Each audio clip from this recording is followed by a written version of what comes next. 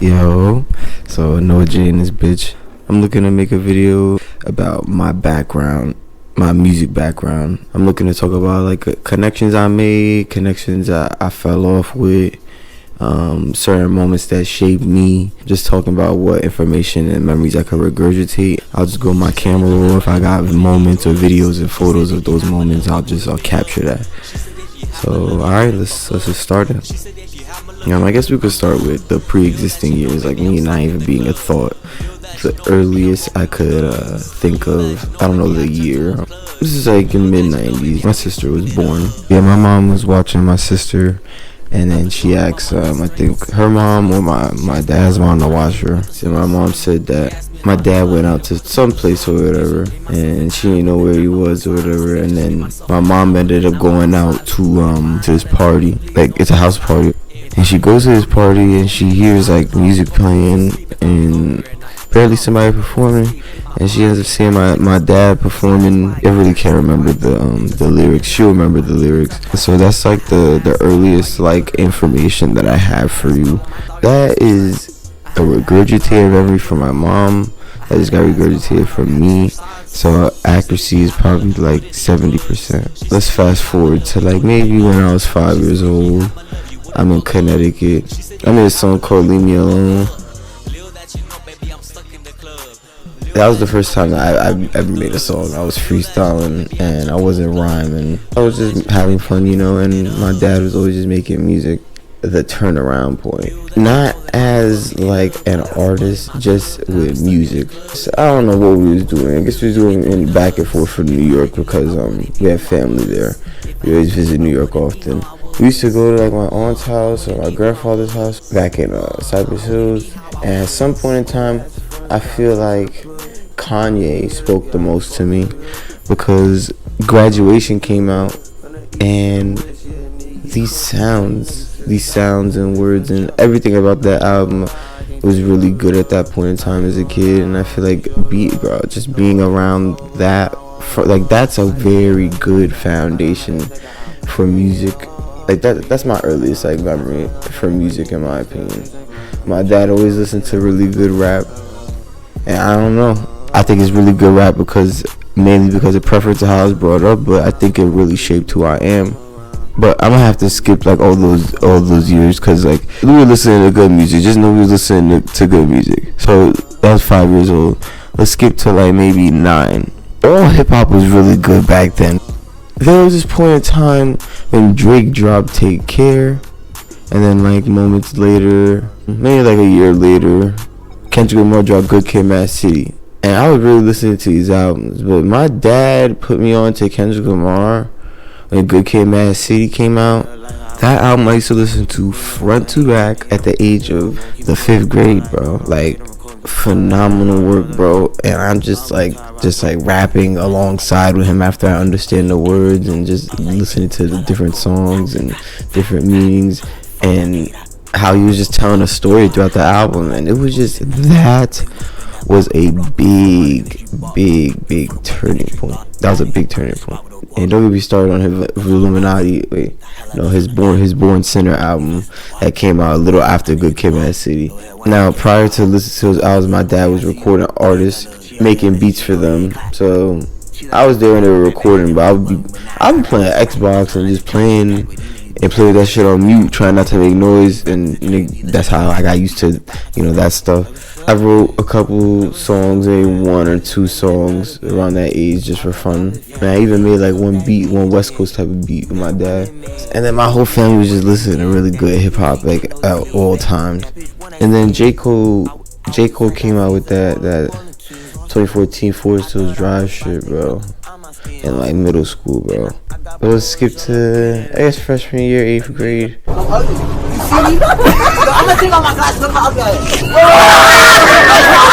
So niggas was listening to Lil Uzi. Lil Uzi just came out.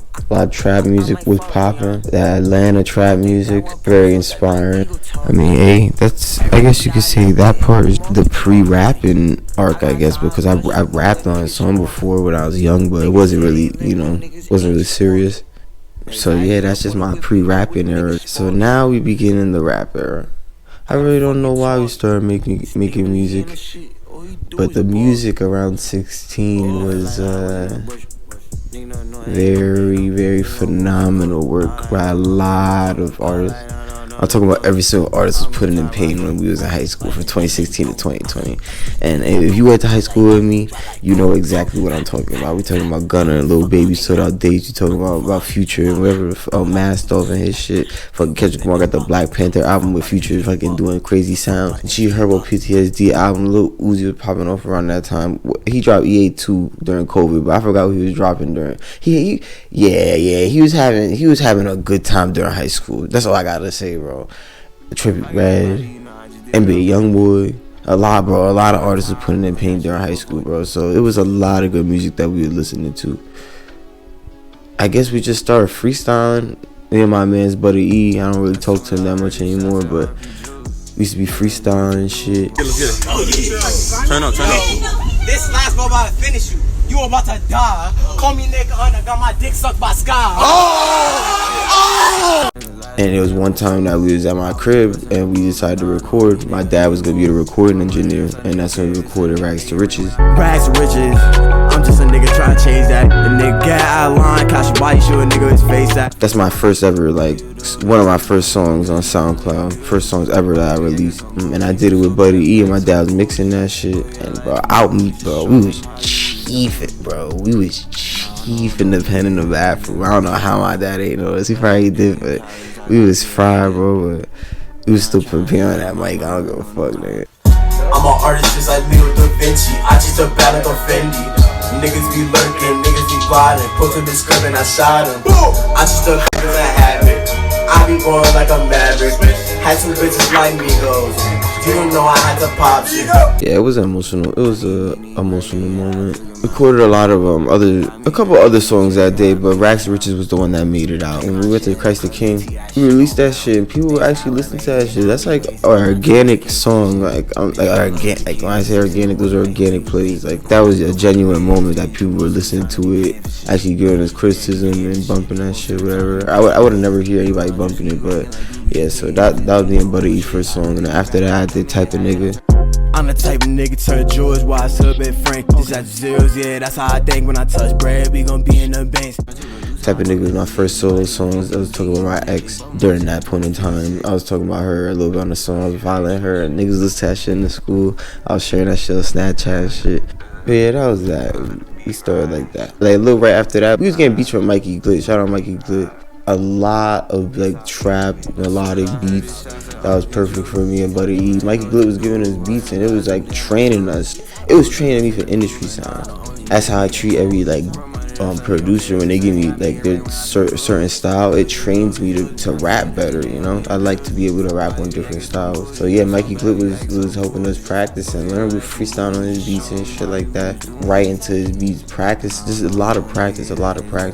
And around that time we was 16, we used to have this stats class, and we used to be in the back chiefing somebody, man. We was just freestyling in the back, just practicing. No guys, I'll be your bitch and I came with the money, I came with the stack. Niggas came with the back, you know the niggas came with the jack. I got these niggas not just spitting, not just get out of right. I'm really spitting my deck. I'm saying bitches, you know me, I am the best. I'm gonna own me a try to get with me, I never gonna take no rest. I can see niggas, you not just pass it, nigga, fuck that test. That's when AirPods came out, you know. So niggas freestyle with the AirPods and like niggas writing with the AirPods and like niggas listening to music with the AirPods and like obviously listen to music with the AirPods, but we listen to music in class with the AirPods. And so yeah, I guess we was rapping the Mikey Glit beats and YouTube beats and just practicing, putting in a lot of work. And then COVID happened. I remember I had a conversation with Buddy E on FaceTime. We used to be on FaceTime all the time because of COVID, and we was talking about how like we really want to do this rapping shit and wanted like an album or whatever. Never fell through. You know, I just remember the conversation, and it was pretty life changing on my end. I really wanted that shit, and I still do. And that point in time during COVID, that's when I started recording myself in my dad's studio in the basement. His cuddle, name is card. I need to invest like this in the arm. I was out with the picture. They caught me out. Now I'm feeling cocky. Get my dick out your mouth, my dick out your mouth. Put up and find me in the best of the back. Put my head in the closet. For TAC. No one catching me. That's when I was recording a lot of shit, just practicing and just doing bullshit, not knowing what I was doing. I recorded Met Gala, Wanna be up in the Met Gala. No, not talking, gonna wanna. Money Trees, My boy crime is like murder. Sorry, I don't mean to act up. 44 Bars. Yeah, my life's amazing. I be going in circles, I'm walking through these mazes. Yeah, I was just doing my thing, just having fun, enjoying the experience. By 2020, that's when I learned about DistroKid during college, and I met an artist called Liner Boy. From him telling me that one sentence about what distribution was, how to get your music out and how to get it on different platforms, if he never told me that, I probably would not be where I'm at this moment. I'm not gonna lie. It's moments like that I gotta be appreciative, because I don't keep up with people, nor am I really that positive in general with relationships. But that one sentence that he told me when we were smoking in his car changed my life. I was still writing, still making music. Right around that time where he told me that stuff, I was practicing on YouTube beats, and I was practicing on like my dad's like old beats. So like I was really practicing, bro. I was practicing like current industry stuff and old school hip hop, or like just hip hop in general. I was practicing. After he told me that shit, we went to the studio, made a couple songs or whatever. Out of that era that came out, it's called What Would You Do? What would you do if I was broke? Would you look down on me? Shooting stars, I'm bound to be. Remember they was clowning me. Inside, I was having mental issues. You say you proud of me. Wasn't with me when I was unofficial. Yeah, I was just learning how the stew was and how people are in this industry a little bit. By then, it's summertime. Start hanging out with Buddy E again, hanging out with Kane and Sincere. Everybody rapping, everybody making music, everybody making different types of music, but we all rapping. Everybody got different styles, and we tried to come out with a group called NYB, New York Babies. Around that era, that shit felt like I was on top of the world. I always feel like I'm on top of the world, but making a group for the first time, it was really fun. I need to chase a check for my checkings. Trina red bone with red cheeks, and now she one of the enemies.